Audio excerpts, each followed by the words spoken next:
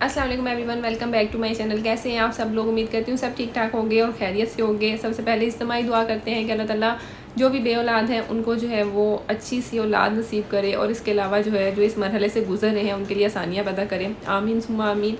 सो आज का हमारा टॉपिक है कि अगर आपका प्रेगनेंसी टेस्ट पॉजिटिव आ गया है लेकिन जो है वो अल्ट्रासाउंड में कुछ नज़र नहीं आ रहा, और अगर अल्ट्रासाउंड में कुछ नज़र आ रहा है तो सिर्फ खाली सैक है और बच्चे की ग्रोथ नहीं हो रही है या बच्चे की हार्ट बीट नहीं आई है, तो इस केस में हमारे माइंड में बहुत से क्वेश्चंस आते हैं कि ऐसा क्यों हो रहा है, क्या हमारी नेक्स्ट प्रेगनेंसी में भी ऐसा होगा, इस चीज़ को हम कैसे रोक सकते हैं, और अगर ऐसा हो गया है तो क्या ऐसी कोई मेडिसिन है जिसको यूज़ करें तो हमारी जो है ये बच्चे की ग्रोथ स्टार्ट हो जाए। इस केस में ब्लीडिंग होती है, दर्द होता है, तब आपको क्या करना चाहिए, कब आपको अल्ट्रासाउंड के लिए जाना चाहिए, क्योंकि मोस्टली डॉक्टर्स कहती हैं कि 2 हफ्ते के बाद दोबारा अल्ट्रासाउंड करवाएं, तो कितनी जल्दी आप अल्ट्रासाउंड जो है वो करवा सकते हैं। सब चीज़ें इस वीडियो में डिस्कस करेंगे, कुछ भी मिस नहीं करेंगे, लेकिन उसके लिए आपने इस वीडियो को कंप्लीट देखना है ताकि आपकी सारी कन्फ्यूजन दूर हो जाए। सो अब वीडियो स्टार्ट करते हैं, लेकिन उससे पहले मेरे चैनल को सब्सक्राइब कर दें, वीडियो को लाइक और शेयर भी लाजमी कर दें।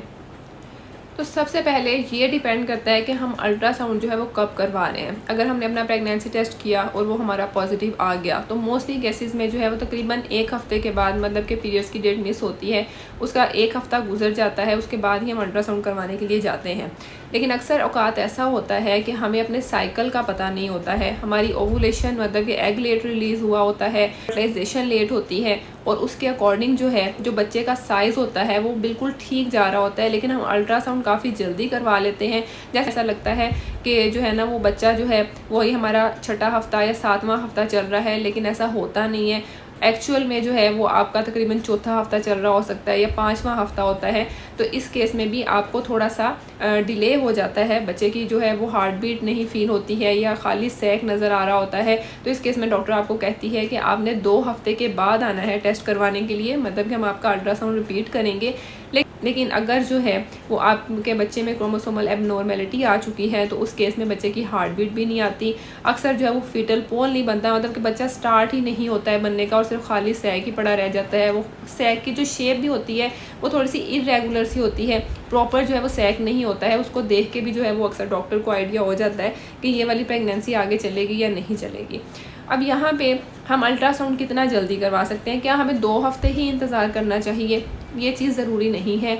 आप चाहे 1 हफ्ते के बाद भी अगर अल्ट्रासाउंड करवाती हैं तो आपको पता चल जाएगा कि जो है डॉक्टर को पता चल जाता है कि ये बच्चा ग्रो कर रहा है या नहीं कर रहा, लेकिन एहतियात के तौर पे आपको 2 हफ्ते का गैप दिया जाता है। लेकिन अगर आप 1 हफ्ते के बाद भी करवाती हैं, आप TVS भी करवा सकती हैं, ट्रांसवेजाइनल अल्ट्रासाउंड होता है, कोई नुकसान नहीं होता। चाहे आप वैसे अल्ट्रासाउंड करवाएं, सिंपल करवाएं या आप TVS करवाएं, इससे बच्चे पे कोई इफेक्ट नहीं होता है, बल्कि TVS में बहुत सी चीज़ें जो है वो ज़्यादा जल्दी क्लियर हो जाती हैं।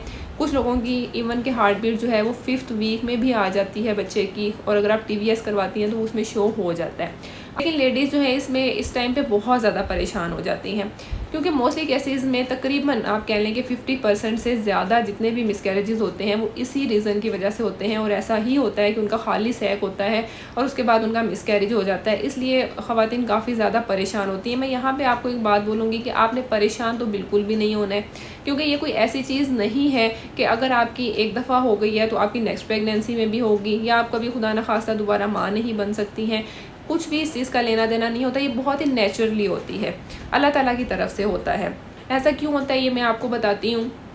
हम करते क्या है कि हम अपनी केयर नहीं करते हैं। जब भी हम अपना प्रेगनेंसी को कंसीव करना होता है तो हम फोलिक एसिड के टैबलेट को मिस कर देते हैं, जो कि हमें 3 महीने पहले लेना शुरू कर देना चाहिए। अगर आपकी एग और स्पर्म की क्वालिटी, ये फैक्ट है, ये चीज़ समझ लें, अगर उसकी क्वालिटी अच्छी नहीं है और आपका खाली सैक है और उसमें अगर कोई क्रोमोसोमल एबनॉर्मेलिटी एग और स्पर्म की वजह से आ चुकी है तो वो आपकी प्रेगनेंसी नहीं चलेगी, चाहे आप जो मर्ज़ी कर लें। कोई भी ऐसी मेडिसिन नहीं है कि जो उस प्रेगनेंसी को आगे चला लें। अब हम उस टाइम पे जी डॉक्टर जो है वो आपको दवाई दे देती है, ड्यूफास्ट्रॉन की दे देती है, इंजेक्शन लगा देती है। बहुत सी औरतें ये कहती हैं कि आप हमें इंजेक्शन लगा दें जिससे हम बच्चे की हार्ट बीट आ जाए, तो ऐसा कुछ नहीं होगा। वो नेचुरली ही आपका प्रोसेस चलेगा। सिर्फ आपकी प्रेगनेंसी को सपोर्ट करने के लिए उस टाइम पे प्रोजेस्ट्रॉन जो है वो आर्टिफिशियल दिया जाता है, आपको इंजेक्शन लगाए जाते हैं। लेकिन वो केस अलग होता है अगर आपकी क्रोमोसोमल एबनॉर्मेलिटी नहीं है और आपको वैसे ही दर्द हो रही है या हल्का फुल्का सा दाग लग रहा है, बच्चे की हार्ट बीट आ गई है, उसमें कोई मसला नहीं है, तो फिर आपको ये मेडिसिन जो है वो सपोर्ट करती है।